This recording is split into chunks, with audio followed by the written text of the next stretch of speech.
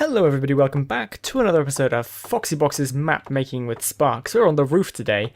I have been looking a little bit at the room, the spawn, the central hub for choosing your levels, the spaceship. I wanted to make it an octagonal room, right? And as you know, if you have a wall, by the way, this bloody auto jump, we're in 1.10. And auto jump keeps turning itself on, and it is so annoying. Anyway, so if you have a wall in Minecraft like this, and you try and walk against it, obviously it stops you. And if you sort of walk at an angle, you kind of slide along it like this. Now with diagonal walls, which is what I want for this, it's very easy to model a diagonal wall to make it look diagonal. But how to get players to slide against it is a good question, and one that's been surprisingly difficult to answer. So what I have here is a ton of shulkers inside a wall, alongside some what do you call them, glass panes. I was trying to make this sort of zigzag effect. If I press F3B, you can see even though I've teleported the shulkers, which are sitting on the heads of armor stands to offset them, they're taking damage as well. I've teleported them 45 degrees to see whether that would change their hitbox, and it doesn't. So you can see their actual hitbox here. So unfortunately we can't make an angled hitbox using shulkers. But what I've tried to do is create this sort of jagged zigzag shape, and I was thinking maybe it'll be smooth enough. But no, we still kind of, as players, can fit into the little cracks there, and it's not as smooth. You can kind of get stuck on them after about 45 degrees. Whereas if you're at 45 degrees on one of these walls, you keep going. So it's not the best. It's a really annoying noise actually. But so I was trying to think of other things to do. Boats have a similar problem to shulkers. They can visually be rotated 45 degrees, but they continue to have this sort of regular 0 degree, 90 degree, whatever you want to call it, hitbox. You can also use mobs to push the player back. Both of those methods, unfortunately, are kind of like soft hitboxes, so you can kind of push against a mob hitbox, or you can push against a boat, and it'll push you back, but it'll feel like the wall is kind of soft as you bump against it. So that's been a little bit of an issue. Gamer Guppy has been telling me about using large radiuses to create sort of almost like flat-edged teleportation points. So the idea is we get a very, very large circle, put the center of it all the way over there somewhere, and then over here by the edge of this wall, the circle is so large that this feels like a flat space.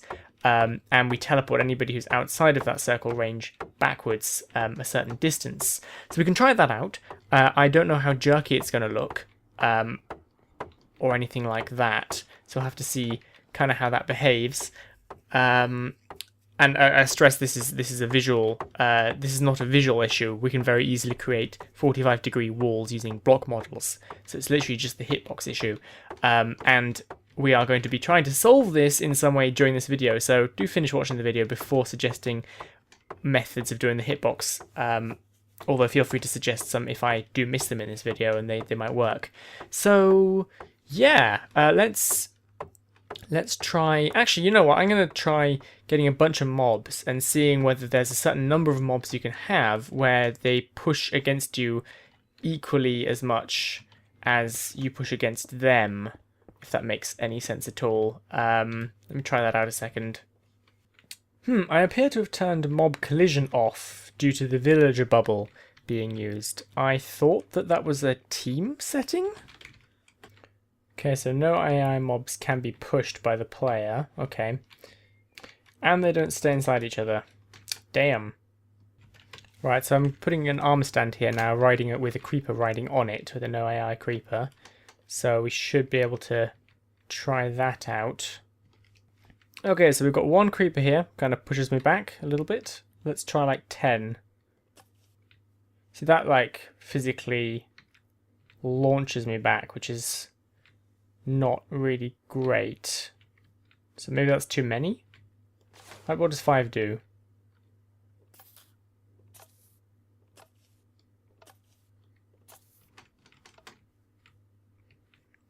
Yeah, this doesn't feel very wally, really. I don't think it's really going to be an option.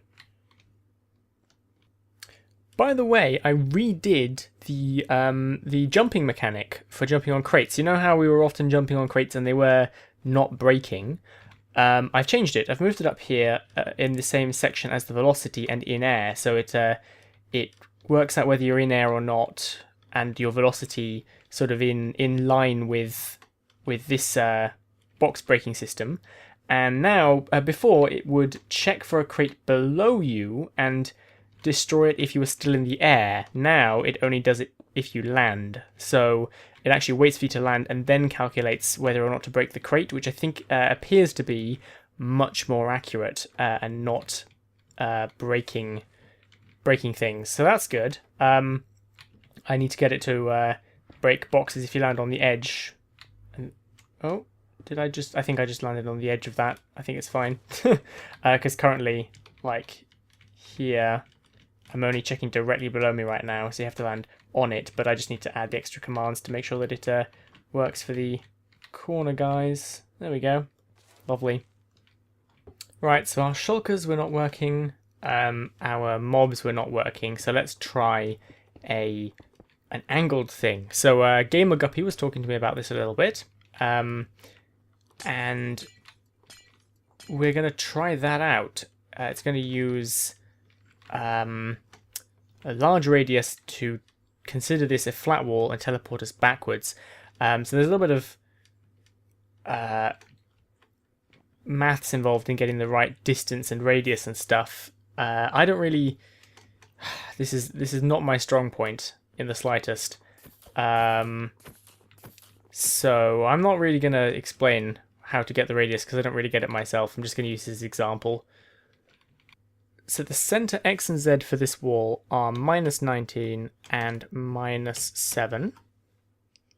Wait, -19 and -10. So we are going to do -19 plus 10,000 is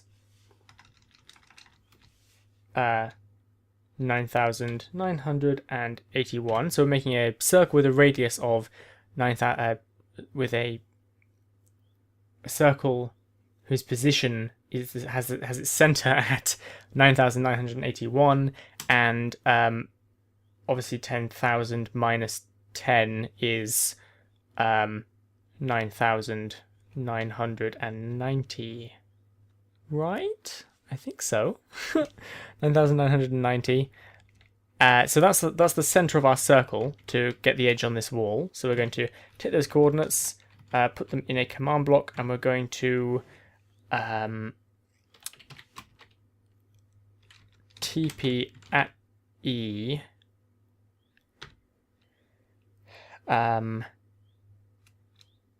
Or we need to execute the point off a certain center. TP at E x equals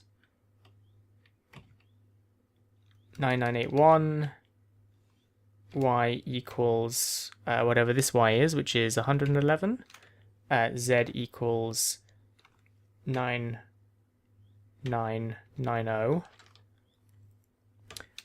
and then the radius is equal to 141400, which is apparently worked out by doing 10k to the power of 2 plus, sorry, 100k, square root of 100k, I don't know what I'm talking about here. I don't really get it, but we'll see if it works.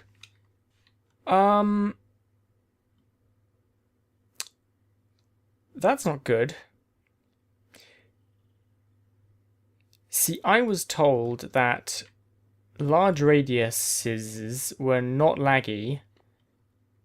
Oh god. Uh-oh. Oh no. No. It's teleporting every entity. Crap. Or within that radius, I guess. Our redstone may be a little broken now. That's why it's so laggy. Uh-oh. I do have a recent backup of the world. Let's see what the damage is. Oh dear. Well, this is kind of weird, but it's working. There we go. I think everything is back to how it was before. Good. Okay, well, just from that bit of crazy TP thing that was going on for me earlier there, it's clear to me that it's not really very smooth. I don't think it's going to feel like brushing against a wall. It's going to be more like you're almost sort of half glitching through the wall and then being teleported back. So I don't particularly like that method, to be honest. And I don't seem to have found a method that actually works for smooth 45-degree angle walls. I don't know if people have any suggestions. I'm going to put that to rest for now, and instead I want to work on an idea I've had for a little while that I want to try out, which is a sort of a 3D level selection system, which I think might be kind of interesting.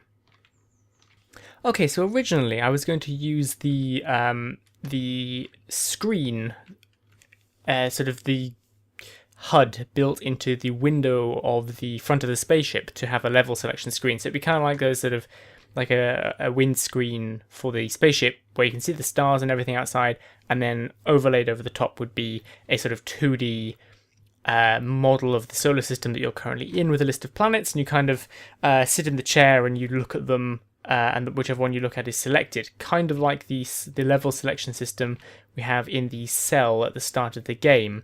But then I was thinking, wouldn't it be cool, I have no idea if this is going to work, by the way, if you had some kind of map room like this, a circular room with a platform in the middle, and a projector which beamed a 3D model of the solar system into the center of the room. And then you can look at a planet, and whichever planet you look at, it will highlight that planet for you as the next planet that you want to visit. And I think we might be able to do this in a sort of 3D space where you look at the planet from any angle using Enderman. Like if we had invisible Enderman in the same position as each planet, then we might be able to actually do this. So let me give it a try. I'm going to put an Enderman. I'm going to put a block on an armor stand, and then we're going to see about putting an Enderman in the same spot as the block, if that makes sense. Okay, so here's our planet armor stand, which will be modeled to look like one of the planets in our solar system. Let's see. So the idea is that we will put an Enderman in the same spot as the planet, make it invisible and silent, and detect when it gets angry, and use that as a selection process, and then replace the Enderman with a new not angry one, if that makes sense, so that people can reselect. So just out of curiosity, if we had an Enderman riding this, what would it do? So passengers ID Enderman. No AI. What? Oh, will they get angry if they have no AI? I don't think they will. I'll leave it like that. Silent 1B. Probably too high. Yeah, almost definitely. Let's go to game mode 0. Yeah, looking at the planet won't do it. But if we look up here, he does get angry. So we could use this as a selection system, I think. But we're going to have to probably put the Enderman on a separate armor stand. Hey, guy. Okay, that looks a bit more promising. That's in his crotch. Let's have a look and see at what point this guy gets angry. Yeah, a bit too high. Okay. Okay, let's try this again. Seems a little too small a selection area for the size of the planet is my worry right now. Let me try lowering it a little bit more. That was pretty good from below. Let's try from above. Can I just remove its angry tag? Well, I don't think I did anything, but it kind of unangered by itself. Let's try from above.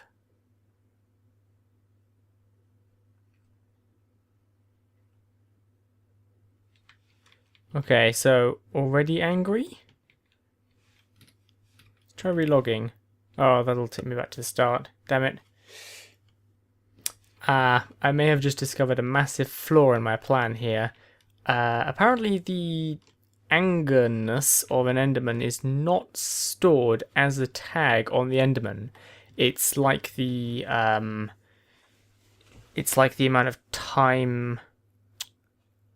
It's stored in RAM basically. So if Endermen forget that they are angry when they log out or something, according to the Minecraft wiki, they do not have an angry tag. It's just stored on them.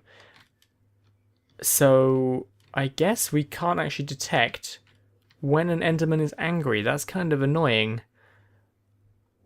I can't think of any other way of doing sort of locational based arrow pointer detection. Maybe we won't be able to do this. Let me have a quick look in Crit Map and see if anyone's got any good ideas there.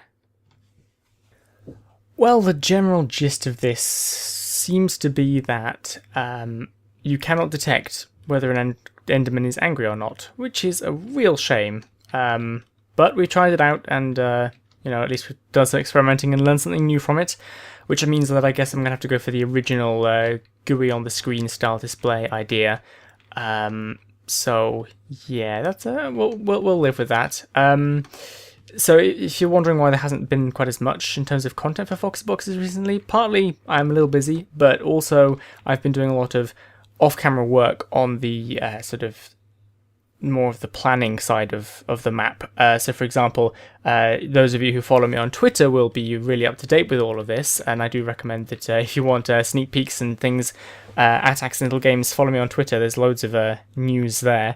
I've been working on a list of things that this spaceship needs and all the models that I need to make for it to make it look populated and lived in and stuff. And a couple of modelers have started sending in some models, which is great. I'll be trying to do some as well myself.